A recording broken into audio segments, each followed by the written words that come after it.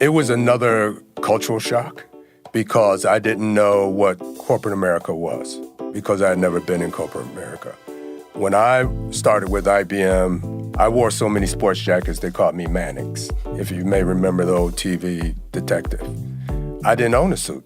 I even strolled in one time in this beige leather sport jacket, which, I didn't realize how far away from the corporate norm I was. When I got my first paycheck, the first thing I did was I went to Richmond Brothers and bought a navy blue three-piece suit and 3 white shirts and some ties.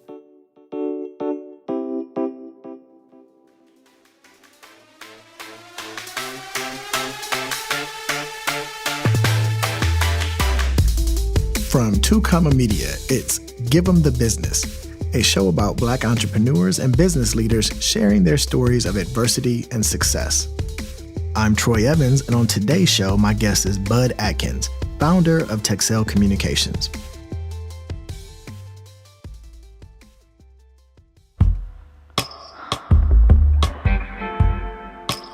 The technology industry has traditionally not been one that Black entrepreneurs have embraced.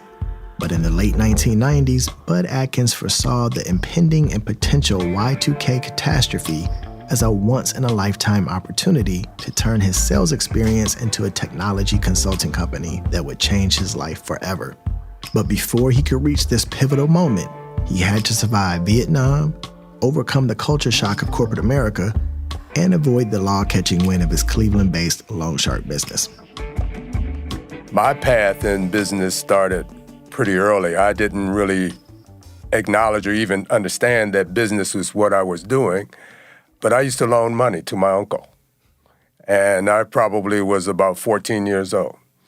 And my uncle had a flattering nickname for me. He called me Scrooge. And I used to keep little books of how much I loaned him, how much he paid back, and what his balances were. It was kind of a natural flow for me to major in accounting when I went to college. And even in high school, I took a couple of accounting courses. It was basically the only courses that I really enjoyed in high school. So that's kind of how I started in business. I guess I always had some propensity in that direction. And so this was when you were loan sharking to your uncle. This was in Cleveland, Ohio, right? This was in Cleveland. I never thought of it as loan sharking because the interest was not usury. Okay, all right. So you couldn't live off the interest? No. Of course, I was living off my parents, so it didn't matter. And only child? Only child. But raised in a house with cousins, aunts, uncles, grandparents, and of course my uncle, who was always indebted to me. There were about 14 of us in a 2-family, 4-bedroom house. So being the only child was not the typical only child experience for me. My cousins and even my uncle, who is now the patriarch of our family, we're still all very close, more like brothers and sisters than cousins and aunts and uncles. I've noticed that's a common theme, especially amongst Black entrepreneurs, is that extended family scenario when they were growing up. How much do you think having so many people in a confined space and counting on one each other led to your outlook and philosophy on life? Well, that's an interesting question because in a household like we lived in, living together actually made the household successful. Individually, it may have been difficult for the individual families to survive, at least to the degree that they were able to survive. Things like saving money would have been virtually impossible if they didn't live in an environment where a lot of the cost of living in a home was shared by multiple families. And I think maybe from a business perspective, it really drives home the fact that people in your life are important. And it's important to understand that though you may be the engineer of the train, you still need a conductor, a brakeman, and all these other contributors so that things turn out with the objective that you were after. Does that make sense? Definitely. And what was it like Being in Cleveland at that point in time, were there a lot of other Black businesses in the area, and who were you drawing inspiration from? Were your parents entrepreneurial, or what influenced you? So in the inner city of Cleveland in the 1950s, Black entrepreneurs were gangsters. They were number men. They were other kinds of activities that weren't exactly legal, let's put it that way. Most of the businesses that were in our community were owned by, as I was growing up, were owned by Jewish people. There were stores on Kinsman where I lived off of with the name like Greenstein's hardware store and Rappaport's where we used to get fresh chickens at, and they would actually slaughter the chicken right there, running around during the day and in the pot that night. But most of the businesses, with the exceptions of things like barbershops, there were, as I remember, a couple of cleaners, pool rooms, things of that sort that were the kinds of businesses. And of course, there were some smaller restaurants. But those were the kind of businesses that Black entrepreneurs had at that time. Some of them rose to an interesting level of success as their children grew up in the business. One that comes to mind is Whitmore's Barbecue, that was started as a small family business. And as the children of the Whitmores grew up, they started selling barbecue sauce on a retail level. So they were able to expand the business after understanding what their parents and grandparents had already established. You don't see many generational businesses in Black households typically where they're able to pass the business from one generation to another. So you've seen that over your lifetime in Cleveland. Yeah, I've seen it happen, but I think that part of the reason why that's not the case is because as my generation was coming up through junior high school and high school, integration was very much forefront in the civil rights movement.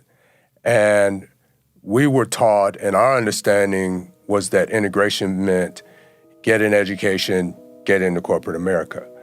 And because of that, a lot of the businesses that were well-established in the Black community kind of faded away because there wasn't that succession planning that we know about today. I mean, those are things that we may have thought of, but we didn't have it formalized to know that succession planning is something that we really should be thinking about.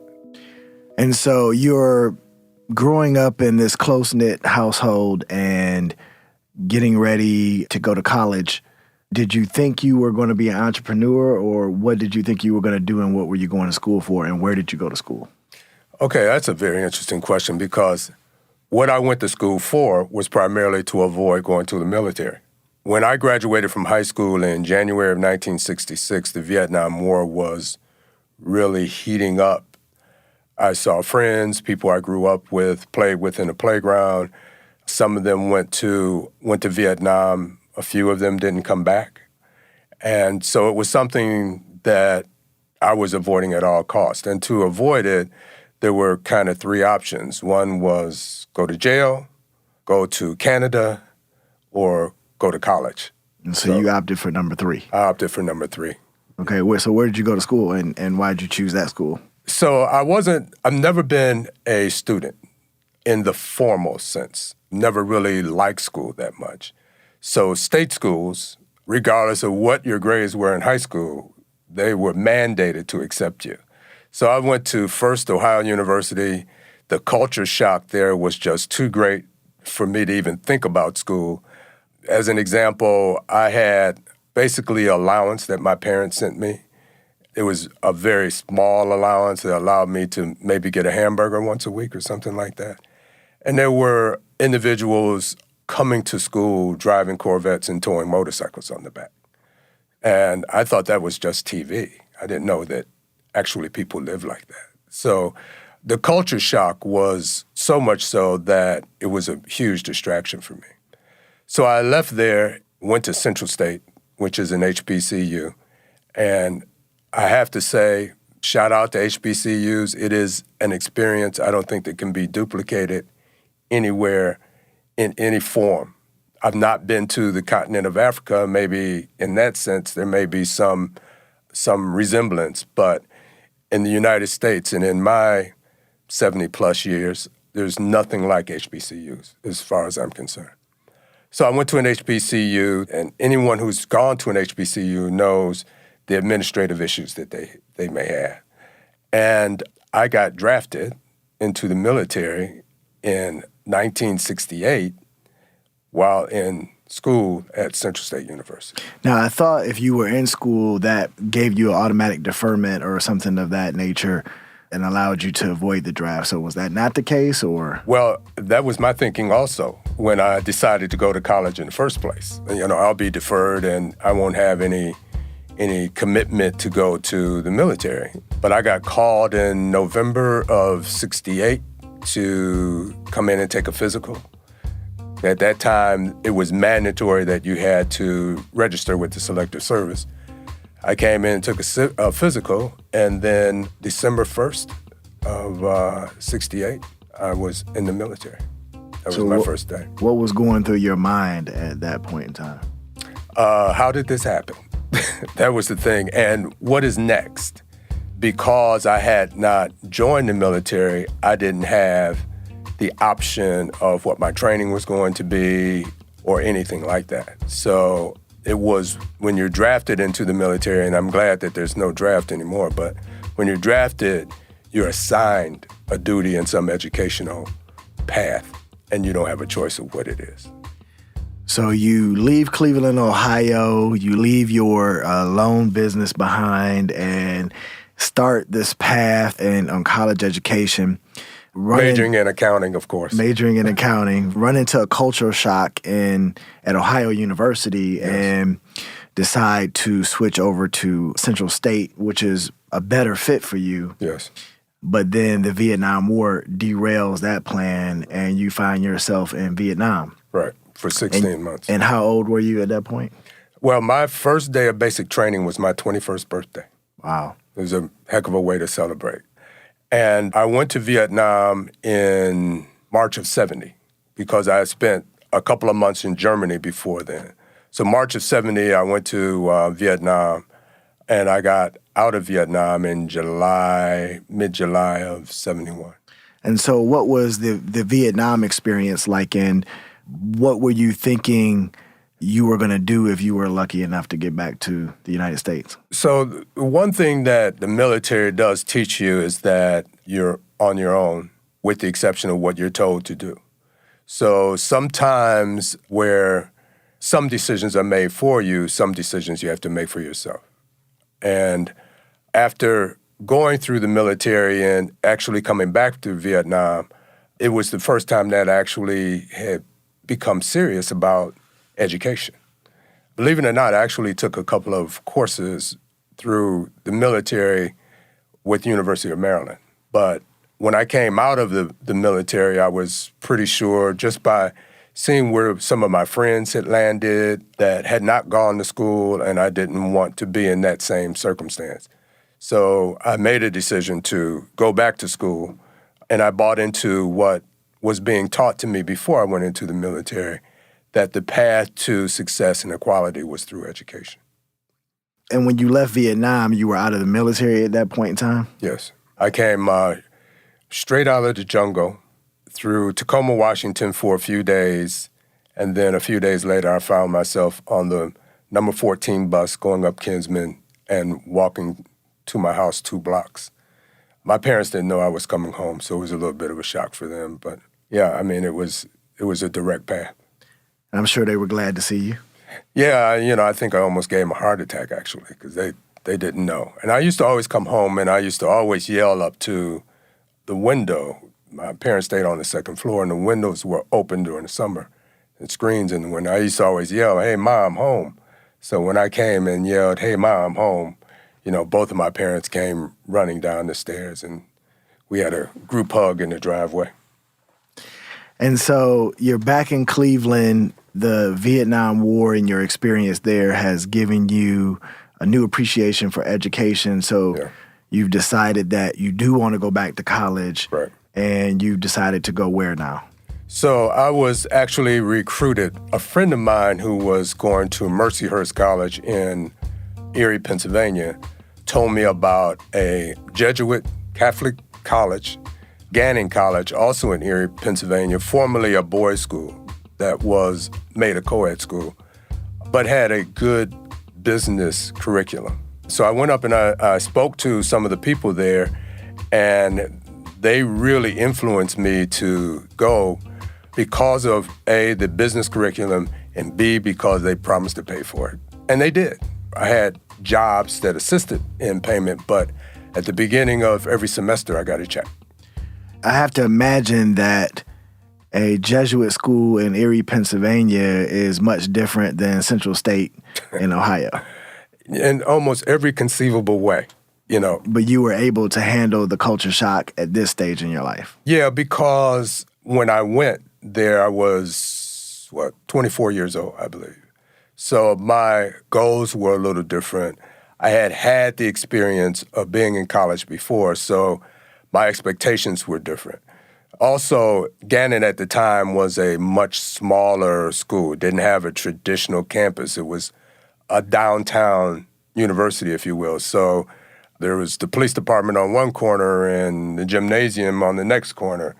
And also, being a little older, I was able to get more involved in the local community too, because they had an interesting local Black community. Many of them were migrants from Mississippi. Interestingly, also, many of the Negro League baseball players retired in Erie, Pennsylvania. Not sure why, but I think Billy Banks is from Erie, Pennsylvania too, yeah, right? lived in the next box from me. Okay. So you're at Gannon studying Accounting still, so you're sticking with the loan tried shark and true, right? No, Accounting. I was trying to move more toward the corporate world. And this time you are successful in graduating. Yeah. Then what? Then I hated accounting. Of course. Because I think my personality was such that I needed different scenery. And so one Easter holiday, I had driven from Erie, Pennsylvania to visit and stay with my parents. And a friend of mine who had recently left Erie had recently started with IBM. So I thought it was interesting. It was his sales job, and it would allow me to move around and meet people and things like that, which were things that I enjoyed. So I decided to go down and interview myself, and did. And interestingly enough, I got a job there. So I drove back to Erie, loaded up everything I had, and drove back to Cleveland. And in a matter of maybe 4 or 5 days, my life changed completely. And so now you're in sales at IBM, selling mainframes and things of that nature? Mm-hmm. And how was that experience? It was another cultural shock because I didn't know what corporate America was, because I had never been in corporate America. When I started with IBM, I wore so many sports jackets, they called me Mannix, if you may remember the old TV detective. I didn't own a suit. I even strolled in one time in this beige leather sport jacket, which, I didn't realize how far away from the corporate norm I was. When I got my first paycheck, the first thing I did was I went to Richmond Brothers and bought a navy blue 3-piece suit and 3 white shirts and some ties. And also the other marker, a cross pin. I started to quickly understand the corporate mentality and how different it was from even coming from an accounting background where, you have a desk and you're kind of out of the way and you're not really dealing with the public. And that's because you didn't see that image where you were growing up in Cleveland. Oh, nothing even close to that. When I told my mother that I had a sales job at IBM, her understanding of sales was retail sales, working in a department store. But, my parents couldn't expose me to these things because neither of my parents ever finished high school. So they had a totally different impression of what that corporate world looked like, and they couldn't educate me about the corporate world. And so you're at IBM in sales, and that starts to go well for you. You take a liking to it. Yeah, I actually did. I probably had some natural ability in sales. I liked it. I was having success despite my sport jackets, and surprising to some people who were already in the corporate arena, or in an IBM in particular. They didn't expect me to be successful. I went to sales class in Dallas, Texas, which was either 6 or 8 weeks or something like that. And they were shocked when I came back and I had been selected as president of my class. So, here's this guy with the sport jackets. He's not supposed to be the president of the class. But And how many other black salespeople were in the class at the time? 2, maybe, out of maybe 45. So small representation. Yeah. And what do you attribute your success to? I think probably, and I didn't realize it, but I probably had some natural sales ability. And also I enjoyed it as opposed to accounting. However, the accounting has always come back, even then, to serve me well, because when I sat down and spoke to someone about a product, I could always relate it to profitability, lowering cost, things of that sort, because I understood numbers. I understood why those numbers were important. And as a result of it, I wasn't always selling feature, function, and benefit of the product. I was also selling reaching business goals. So I think those things and my accounting background helped me in becoming successful in sales. And so you're the president of your sales training class, and the plan is to stay at IBM for the next 35 years. Yeah, sort of, because, after I started having success, I started kind of digging it a little bit, I never really thought of the possibility of being an entrepreneur at that point, because I was in my late 20s and, I'm thinking, how much can I put away, pensions, all the things that people think about in corporate America.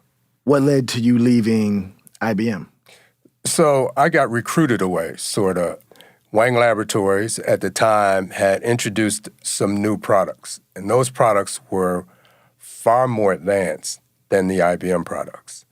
And, of course, they offered more money. But when I looked at the products, they were so far advanced that, I couldn't see how you couldn't be successful selling these kinds of products.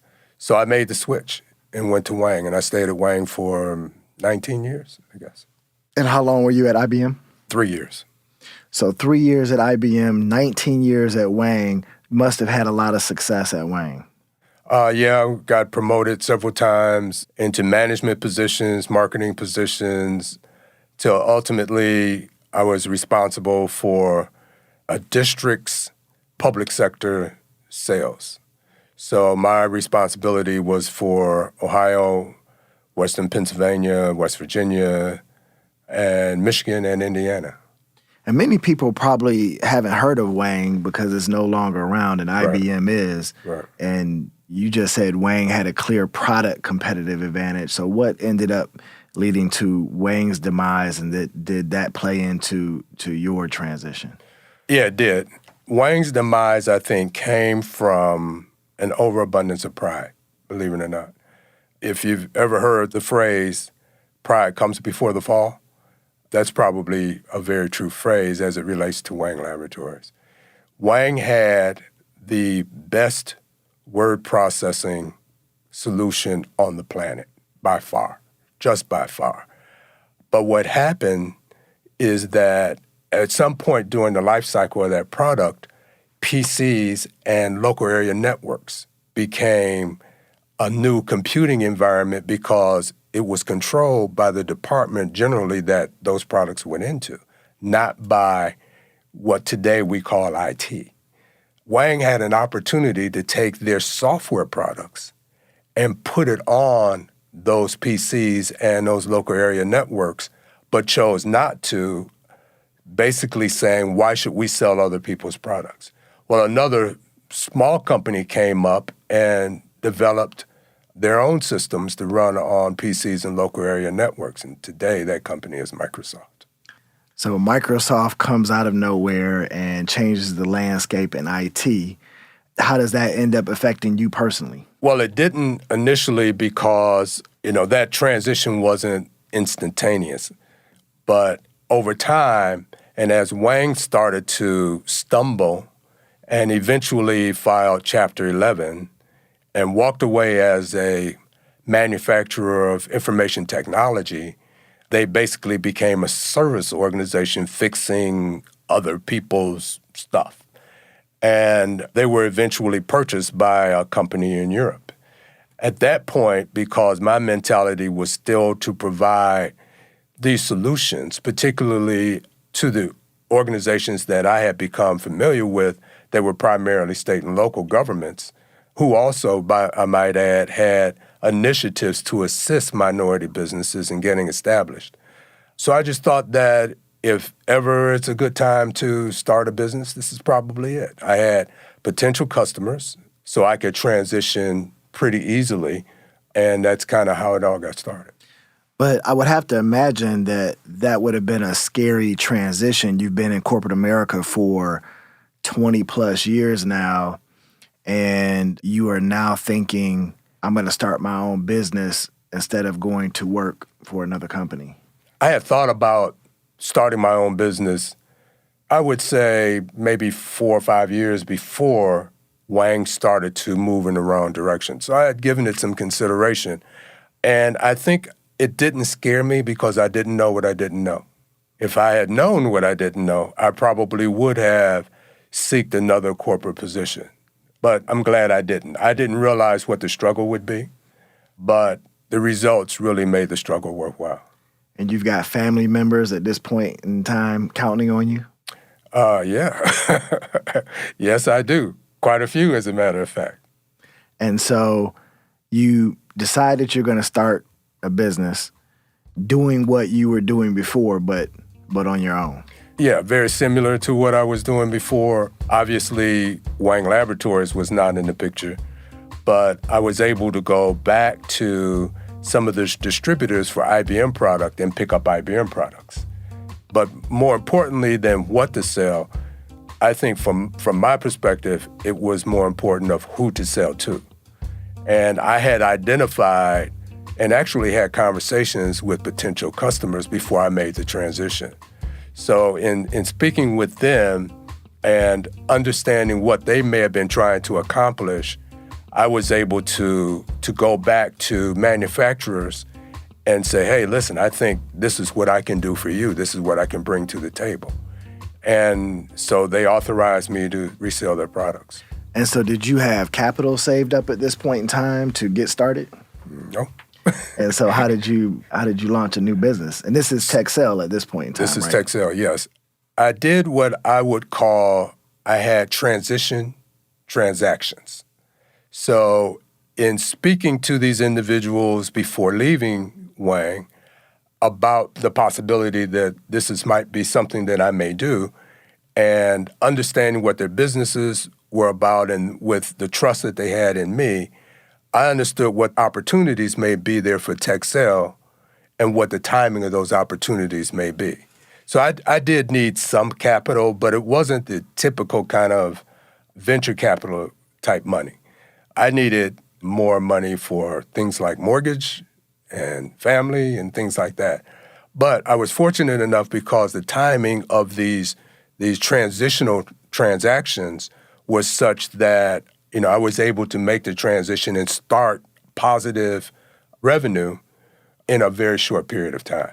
Like, for example, I did a Y2K project, and the project was like $2.5 million, and I had no employees. So I subcontracted the whole thing. After the break, we'll learn how Bud turns his newfound cash flow into a burgeoning technology business.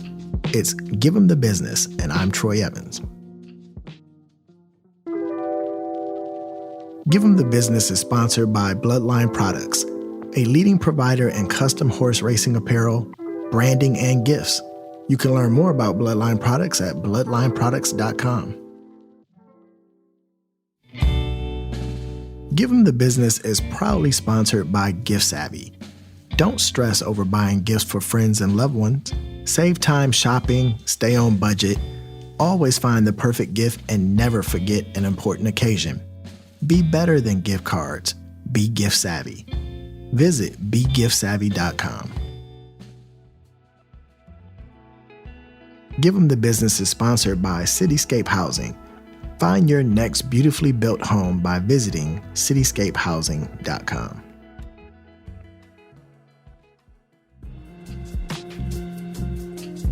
And so the transition from Wang is in around what time, what year? 1995 is when I incorporated for Texcel, and I was still an employee at Wang. And so you're talking about this Y2K, and you still didn't have employees, so that's 98, 99. Right. And so for a couple of years, you're able to get Texcel launched without having to bring on the overhead of employees. Right. And in addition, there were other transitional transactions. So the Y2K was the big one that kind of started a real positive cash flow. But you're right, because I didn't have employees, I was actually housed in a technology incubator, so I didn't have expenses related to rent, things of that sort, utilities. I had some, but not much. Fortunately, I was actually turned on to that by a banker that I had set up a Texcel account, and she said, have you considered this? So yeah, I was able to operate on a very, very low budget until the Y2K transaction, which kind of started our cash flow in a direction that allowed us to move out of the incubator and into our own offices and start to hire employees. I didn't really need any accounting services because, hey. Because you're a loan shark. Because I'm a loan shark. I know. Because it was something that I understood. After I started to have positive cash flows, I did have a CPA firm that I started working with, and he said, hey, you have a choice. You can hire employees and have them take some of these tasks that you're handling yourself so that you can focus more on business development, or you can take the profit and pay tax on it to the government. So it wasn't a very hard decision at all. So I hired an accountant and started contracting individuals to do different tasks that I needed.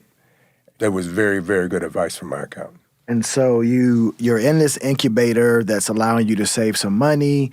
You get your first major contract coming out of the Y2K scare that fueled a lot of IT business. You get this $2.5 million contract, and you're thinking, I've made it. It's easy sailing from here on out. Oh, well, I don't think that was my thinking, but it gave me a bit of a roadmap. It still had to be executed, but it gave me a bit of a roadmap of, can I replicate what I just did? And fortunately, I was able to replicate that. And then what also happened was I discovered an organization called the National Minority Business Development Council. And I didn't realize that a lot of corporations had objectives to focus on the development of minority and women-owned businesses. Incidentally, I'm also a disabled veteran, which was another objective of the diversity programs that these large corporations had. So I was able to go to those organizations and explain to them what I did and how I could bring some benefit to the corporation. And oh, by the way, I check off a lot of your diversity boxes. So got some success doing that with Key Bank, National City Bank, and some other sizable corporate organizations. And that's really when things started to roll in the right direction. And so this is around the beginning of the 2000s. And you've mentioned a few times, and I know through our discussions that you've had these relationships with these accountants and attorneys and bankers. And primarily those were all black firms too, correct? Yes. Well, the attorneys and the accountants, the CPAs, were black firms. Obviously they weren't black banks, but I was dealing with black people in majority banks. So I think that that was good from the perspective that they could relate to me what the corporate banking world looks like, how to work within that system as well. And I don't think that I would have gotten that kind of benefit if I was dealing with white bankers. And it's my opinion, and it's only an opinion, that doesn't necessarily have to be fact. But I think that most of the time, Black entrepreneurs are viewed as a risk, where white entrepreneurs doing the same thing are viewed as an opportunity. And, working with Black bankers, I think they see you at least as neutral, but certainly not to the degree that you're viewed as a risk by white bankers. And so your firm, Texcel, is starting to grow at the beginning of the 2000s, and you're starting to take on employees and get larger and larger contracts. So what was the height of Texcel from a revenue standpoint, and what are you thinking about, and how is that affecting you personally? So around 2008, I believe, our revenues went over the 20 million mark. I was thinking that this is a lot easier than I ever thought it was, and a lot easier than I ever thought it would be, and I was feeling pretty good about myself. And if I might say, I was feeling pretty darn prideful. And we all know pride comes before the fall. And it's something that I would tell any entrepreneur, not just minority entrepreneurs, but keep your eyes on what's happening around you. At the same time that I was selling hardware at a clip of over 20 million a year, there was something lurking in the background called cloud computing and subscription computing, where today those are very familiar terms because people aren't buying hardware anymore. They're letting someone else buy hardware. They're letting them maintain it. They're letting them take the burden of people to maintain. And incidentally, even today, that's threatened because now maintenance of data centers is done by artificial intelligence and machine learning. So if you're not keeping your eye on what's happening around you, sometimes you can get this sense of false security that this taxi company can roll forever. Well, we all know what happened to taxi companies. But not only around 2008 is the technology environment changing, but the world economy is getting ready to crash. It's getting ready to crash. How did that affect you and your long-term exit plan for Texcel? So two things happened. Around that time when the economy started going south, fortunately for me, when general business starts to suffer a bit because of an economy and they start to close their hands with their spending, government kind of does just the opposite. They kind of open their hand a little bit. So having had experience in that field, I was able to maintain because of it. Because on the corporate side, spending became very, very strict, and the diversity play became secondary. So I couldn't count on them, but I could count on state of Ohio and federal government as well, because we had also been approved for the federal 8A program. And what is the federal 8A program? So it is a program that allows certain minorities to enter into a program that allows you to receive contracts up to $4 million without going out for bid, and no one can protest it. So if ABC agency in the federal government wants to do business with an 8A firm, no one can walk in and say, hey, no fair.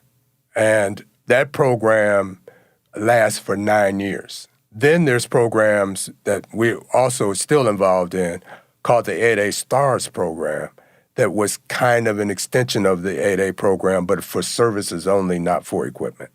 And so when the economy started to stumble, you found that corporations were tightening their spending, but even more especially so when it came to supporting minority businesses, and you needed to rely on different streams of income in order to stay afloat. Yes.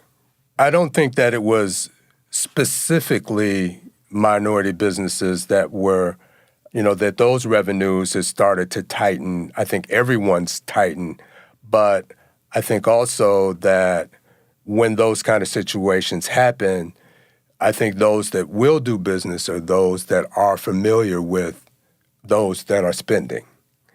And in many cases, that's not who we are. That's not who minority businesses are. Because the people controlling the budgets at these large companies are not Black, for the most part. And not only that, but those that are making the decisions on what and who, they, in many cases, are not Black.